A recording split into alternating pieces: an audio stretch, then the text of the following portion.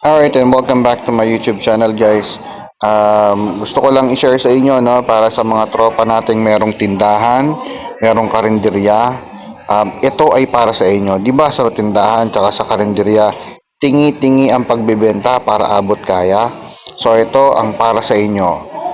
Wi-Fi hotspot, 4,300 pesos only. Isang beses mo lang bibilhin yan. Pagkatapos, i-connecta mo yan sa internet mo. Kung ano mang internet service meron ka, yan ay magagamit mo na para makapagbenta ng tingi-tingi na unlimited internet connection sa mga inyong parokyano. Ayan, so meron na kayong tambay sa tindahan, nag-i-internet sila, at may chance pa silang magutom at bumili sa inyo habang nag-i-internet sila sa inyong TP-Link Omada Access. Ayan, so ganito po siya ginagawa. Yan po, easy to use, plug and play po yan. So